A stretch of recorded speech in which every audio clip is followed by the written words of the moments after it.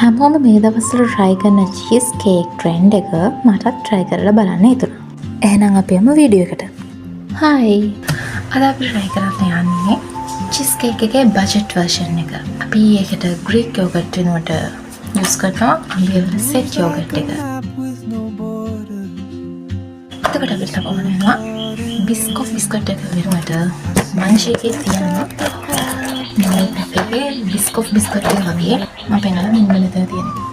ඒක Biscoff biscuit එක වගේ හින්දා මම ඒක ගන්න තීරණය කළා. ඉතින් මම පෙන්නන්නේ මංචි biscuit පැක් එකේ තිබ්බ Biscoff biscuit එක වගේ තියෙන biscuit එක. ඒක ඇත්තටම රහයි. ඉතින් මං හිතුවා ඒක මේකට සෙට් වෙයි කියලා. ඉතින් ළමයි මම මේ biscuit packet එක ගෙදර තිබ්බ හින්දායි මේක ගත්තේ. නැත්තම් Biscoff biscuit එක ගන්න එක ලේසි කියලා හිතෙනවා. ඇත්තටම මේ biscuit එක රහයි. මේ තියෙන්නේ Biscoff එක වගේම biscuit එක. ඉතින් මම use කරන මේ චූටි yogurt එක ඉස්සෙල්ලාම open කරගෙන ඒක පොඩ්ඩක් මේ හැන්දෙන් mix කරගන්නවා. එතකොට අර biscuit එක දාන්න එකට ලේසි වෙන හින්දා මම ඒක ඉස්සෙල්ලාම මේ විදිහට mix කරගත්තා මුලින්ම. ඊට පස්සේ කරන්න තියෙන්නේ biscuit එක අරගෙන පොඩි පොඩි කෑලි වලට කඩාගෙන දාන එක. මොකද චූටි කප් එකට ඒ biscuit එකම දාන්න බෑනේ.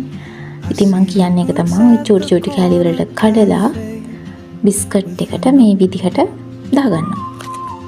sorry biscuit එක නෙමෙයි yogurt එකට biscuit එක මේ විදිහට දාගන්නවා. ඉතින් finally අපි මේ විදිහට හදාගත්ත අපේ cheese cake එක fridge එකේ තියලා කන්න තමයි තියෙන්නේ. ඉතින් මේක ඇත්තටම කරන්න ලොකු දෙයක් නෑ. පොඩි yogurt එකක් අරගෙන biscuit එකක් දාලා ෆ්‍රිජ් එකේ තියලා ඔයගොල්ලෝ try කරලා බලන්න. ඉතින් මේක කාලා බලලා රස කිව්වොත් ඇත්තටම ළමයි මේක cheese cake රසම එන්නේ නැහැ. ඒ වුණාට මේක yogurt එක නිකන් කනරලා හරිම අමුතු රසක් එනවා. මම ඒකට මාර මාසයි. ඉතින් ඔයගොල්ලෝ try කරලා බලන්න.